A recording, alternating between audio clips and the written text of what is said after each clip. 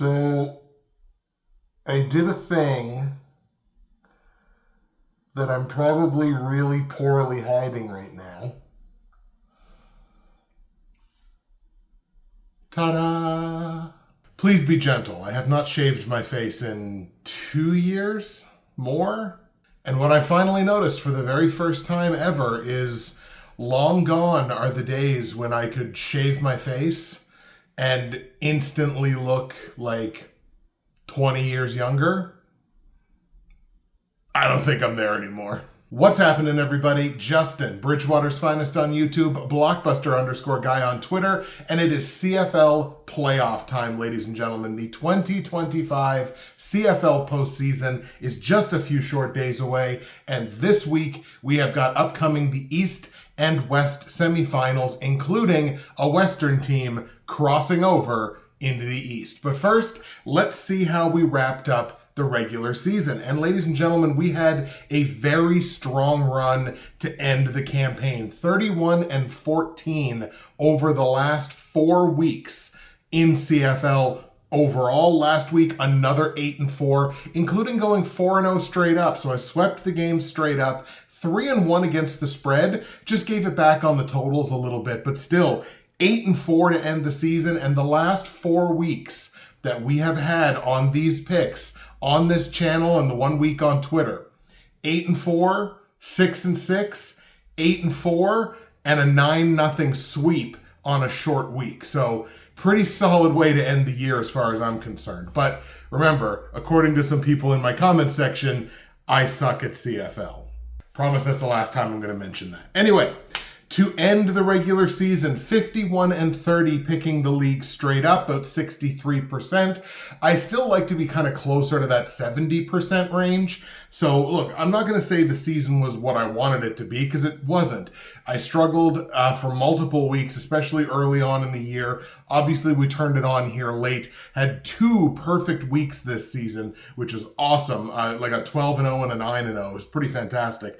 And that was really kind of where I made my money, and I sort of treaded water for the rest of the season as a whole. Against the spread, I do finish the 1 game under 500, so 40-41. And on the totals, I'm 2 games under 500 at 39-41-1. Overall on the season, 130, 112, and 1. I mean, I kind of like to be in that range where I don't quite hit triple digits on the losses. Like if I'd have finished the season with 99 losses instead of 112, it's an entirely different story, but obviously that's a fantasy land and it's not the reality. But the reality was, it was another very good season for me and another very good season with you folks. To wrap up CFL Fantasy for the year, again, I did put my lineup for week 21 as a pinned comment on last week's video. Just under triple digits last week at 98.1 points. For the season, finished with 2,357.8, which is an average of a little over 112 per week. I did screw up on my average last week. I divided it by too many weeks. On the season, an average week of 112.3. It's certainly my best season in CFL Fantasy to date. We only want to go up from here. And earlier in the season, I did kind of set some goals, if you remember. My kind of pass-fail for the season was to finish in the top 500 overall in the CFL Fantasy game, and my stretch goal was to finish inside the top 250. While I did have multiple weeks this season where I was inside the top 250, inside the top 200, in fact, overall, I didn't make that. I did pass, just barely. I did fall 39 more places after week 21, which put me at 495. So I just barely cleared kind of my baseline pass-fail goal in CFL Fantasy for the year. The top 500 had 2357.2, so I cleared that by less than a point. Again, with a couple of down weeks at the end of the season, which really put that in doubt. The top 250, I would have had to have finished with 2417.7. So I was 60 points off of that to end the season. So right there, because I mean, you divide that by 21 weeks, we're talking like 3 points a week. In my 2 CFL fantasy leagues, the CFL Central Fantasy Football League and Christina Costabiles League, I fell 8 places and 6 places respectively with my Week 21 lineup. In CFL Central, I finished in 69th place, nice, out of 1,386 people, the largest CFL fantasy single league in the entire game. And in Christina Costabiles League, I did finish inside the top 45 at 44th place out of 383. And my final CFL Fantasy MVP for this season, Hamilton Ticats quarterback Bo Levi Mitchell put up 264 yards passing, 2 touchdowns, no picks in that East Division clinching win to open Week 21. It was only good for 18 points. I did hit him with the captain 2 times multiplier, so I did get 36 of my, 98 points coming out of Bo Levi Mitchell. He was my MVP, my final MVP for 2025. So, ladies and gentlemen, here we go. The East Division and West Division semifinals for the CFL Playoffs in 2025. We're going to start with the East Division semi, which is the Winnipeg Blue Bombers crossing over into the East Division. They're going to travel to Montreal to take on the Alouettes. Now, both of these teams finished with 10-8 records on the season. 2 of those 10 Winnipeg wins and 2 of those 8 Montreal losses came in head-to-head matchups. Winnipeg played Montreal twice this season and had their number. Beat them twice, outscored them by a total score of 45-23. So we're looking at, 68 points in 2 games. That's pretty low scoring by CFL standards. Tighter defensive matchups, about 10 points apiece. So again, tight games right down to the wire. Those were games in Week 12 and in Week 21. I got a specific point to make about those games, which we're going to talk about in just a moment. Putting this game situationally, neither one of these teams were kind of ultra impressive in these situations, that being Winnipeg on the road or Montreal at home. Winnipeg only won 3 of their 9 road games this season, a 3-6 record, on average outscored by a field goal in those games, 26-23. So again, on average, tight games, but they only wound up winning 3 of the 6. Montreal didn't quite get the job done in La Belle Province this season, only going 4-5 in Montreal, being outscored on average by a single point, 22-21. But again, even in that, average scores situationally, staying under 50 points in both instances, I get the feeling defense might reign in this one. Probably the most impressive situational mark that we can look at in this matchup is, which I've talked about for the last couple of weeks, Winnipeg against the East Division. They played the East Division 8 times, obviously, like every team in the West did. Winnipeg won 6 of those games, and their average margin of victory was also by 6 points. So 6-2, and on average, those games were 27-21 in favor of the Bombers. Montreal was all right against the West Division this year. They played them 10 times. They won 4 of those games, so almost 50-50, almost kind of got the job done there. But on average, they were outscored in those games by 2 points, 26-24. The Winnipeg Blue Bombers never had to play Davis Alexander this season. So the game in Week 12 was, I think that was the Morgan start, I believe. It certainly wasn't DA's when he was injured. And then in Week 21, the last game of the season, a late move by the Alouettes. They did not start Davis Alexander in this game.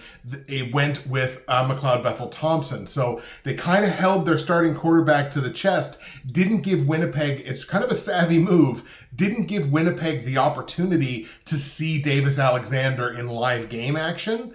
I think that was a very specific, very intentional move, and I really actually like it on the part of the Alouettes. So they never gave Winnipeg the opportunity to see their starting quarterback in action this year. Coming down the stretch here in the season, the Bombers were 4-1 in their last 5. They really turned it on because, again, there were thoughts there. I think I even expressed them on this show. Like, could Edmonton realistically catch them for a playoff spot? I think it was pretty well right down to the wire. Montreal, 5-1 in their last 6. And these are 2 teams that can beat you in a multitude of ways. We all know the teams that are like capable of winning any game, but they always usually win the same way. We know the teams that are the glass cannons. Incredible offense, defense kind of suspect. We know the opposite side of that. The offense kind of leaves things on the field, but man, that defense is crushing and wins games. We know teams that win games through the air. We know teams that win games on the ground, special teams, coaching. These are two teams that can beat you anywhere, that can beat you everywhere. Winnipeg and Montreal, they can both beat you with their offenses. They can both beat you with their defenses. They can both beat you with the ground game. They can both beat you through the air. They can beat you on special teams. They can outcoach you. These are two teams that, I'm not going to say they don't have weaknesses, but on any given Saturday, I guess in this case, either one of these teams can win games in a multitude of ways. They're very multi-dimensional football teams, which makes for an incredible matchup. And I think, honestly, between the two games, the East Semi is the one that I'm looking forward to the most, because I got to try to answer that question and see how it plays out on Saturday. How is this team going to win this game? By a final score of 24-23, your East Division semifinal winner is the Montreal Alouettes. So again, I feel like both of these teams are playing some of their best football coming down the stretch here. I firmly believe it is very difficult to beat the same team 3 times in one season. Teams do it. It definitely happens. It's so difficult to beat the same team 3 straight times, especially a team that's as well coached as the Alouettes are. I feel like this opportunity now with the Alouettes as healthy as they've been all year, and actually having their starting quarterback playing some pretty darn good football down the stretch, leading them to good football down the stretch, I think Davis Alexander winds up being the difference in this game, and I think the Alouettes walk it off with no time left on the clock. They kick the field goal to win the game, 24-23, Alouettes win. So here's what that means. I'm taking Montreal to win the game straight up. They are favored in this game by 5.5 points. I think this is a smart hedge. I really do. Even if you like Montreal to win this game, I think this game is going to be close enough that the plus 5.5 is going to wind up hitting. So give me the plus 5.5 on Winnipeg, but give me Montreal to win the game outright. And obviously at 47 points, I like the game to stay under the 49.5 point total that it's currently set at it's a number of sports books, I believe, have set this at this number. Give me the under on the 49.5, 24-23, Alouettes win. So let's move on now to the West semifinal, which features the Calgary Stampeders on the road in BC taking on the Lions. We've talked for multiple weeks about how important those home games are in the West Division. The BC Lions get the job done. They host the West semifinal. Both of these teams finished the season at 11-7 overall on the year. The BC Lions, similar to Winnipeg, beat Calgary twice in the regular season, and they dominated Calgary in the regular season. These were 2 fairly recent games too. Week 16 and Week 18, the BC Lions outscored Calgary, get this, 90-47 in 2 games. Now, it's worth noting, one of those games, I think it was the game in Week 16, Vernon Adams did get injured and he didn't finish that game. On the road this year, the Stampeders did get the job done at 5-4, outscored their opponents by an average of a single point, 25-24. The BC Lions took advantage of home field advantage to the tune of 6-3 this season, outscoring opponents by 6 points, 31-25. High-scoring games in BC this year. And against common opponents, West Division opponents, both of these teams excelled this year. The Calgary Stampeders, 7-3 against West Division opponents. So think about this for a second. Calgary was 7-1 against any West Division opponent that wasn't the BC Lions this year. Dominant against all the other teams in the West, except the one they have to play this week. But 7-3 and outscored opponents by an average of 5 points, 28-23. The BC Lions, 6-4 against the West Division. So again, think about this. They were 4-4 against everybody else in the West, except the team they're playing this week. So 6-4 overall and outscored opponents by an average of 5 points, 30-25. And look, all you have to do is go back to that 90 points scored in 2 head-to-head matchups here for the BC Lions.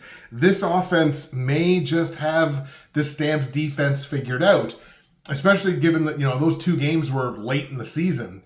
But outside of those games, Calgary's on a real stretch here defensively where they're playing some pretty damn good football. I think they're only giving up like 15 points a game over their last 3 games, maybe something along those lines, maybe even less than that, except the game that immediately preceded that one was the second game against BC where they put up 38 or something like that. But outside of that, Calgary's defense has been playing some pretty good football here down the stretch. I want to ask you a question. If I asked you where Vernon Adams ranks among all quarterbacks who attempted 400 passes this year, I think there's 5 of them. If I asked you where Vernon Adams ranks among those 5 quarterbacks in the following stats, I'm going to ask you to think about this while I kind of reel them off. Where do you think that might be? Completions, completion percentage, yards, touchdowns, efficiency, and interception percentage. I want you to think about that for a second. While my neighbor uses a leaf blower.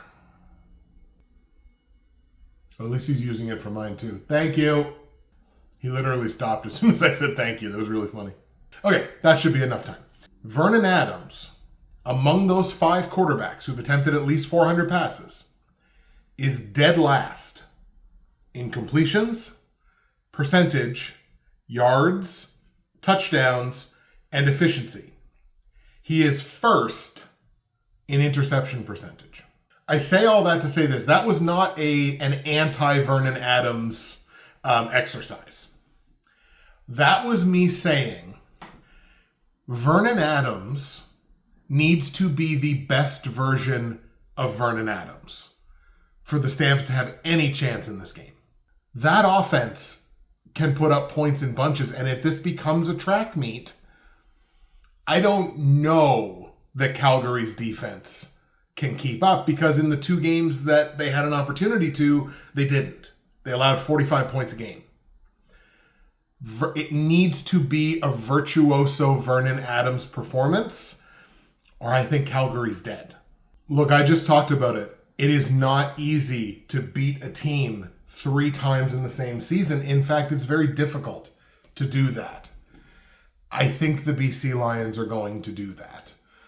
Like I say, outside of a virtuoso Vernon Adams game, where he takes this thing over for like 400 yards and 4 touchdowns and just puts the team on his back, I just don't think they can keep up. And I think this, unlike with Winnipeg and Montreal, where there were 2 competitive close games, the Calgary BC games weren't. I mean, they doubled them up essentially.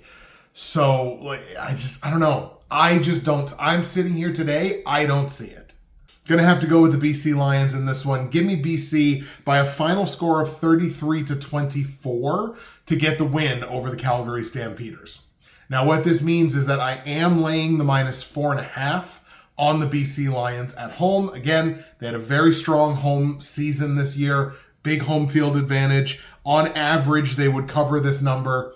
So give me the -4.5. And give me the over on the 53.5 point total. Obviously, I think this is getting to 57, maybe pushing a 60. 33-24. Give me the over on the 53.5. So there you go, folks. The Montreal Alouettes walk off the Winnipeg Blue Bombers 24-23, and the BC Lions beat the Calgary Stampeders for the 3rd time this season, 33-24. That sets up an East Division final, as one would have expected, of the Montreal Alouettes in Hamilton taking on the Ticats, and a West Division final of the BC Lions in Saskatchewan to take on the Riders. That's it for me, Justin, Bridgewater's Finest on YouTube, Blockbuster_guy on Twitter. But you might be wondering, like, Justin, you opened the video with shaving your face. Why'd you do that? I took a year off last year, but this year I am going to be raising funds one more time for the Movember Foundation. So the Movember Foundation is one of the largest men's charities in the world with basically a singular goal, and that is to stop men from dying too young. That is due to prostate cancer, testicular cancer, men's mental health. They have a litany of things that they provide money towards, research, development. They're a wonderful foundation. I've been fundraising for them for a long time. Again, took last year off from fundraising, but I'm back this year. I'm going to be growing a luscious, wonderful mustache over the month of November, getting started a little early, as you can see. But if you would like to donate to my Movember campaign, the link to that is down in the description below. Anything that you might be able to reasonably afford at this time of year would be incredibly, incredibly appreciated. It's a wonderful cause. My goal this year is $500. I raised $300 2 years ago, last time I did fundraising. I would love to get to $500. It would be a big goal. Link to my Movember page is in the description down below. And over the next couple of weeks for CFL Playoffs, you'll get to see the progress on here firsthand. Thank you so much for your consideration in that. And once again, the Movember Foundation, it's near and dear to my heart. I've lost people to cancer. I know people who deal with mental health. I've dealt with my own. Thank you so much for watching. Enjoy the games for the East and West semifinals, and we'll see you next week to see who goes to Hamilton and Saskatchewan for the East and West finals.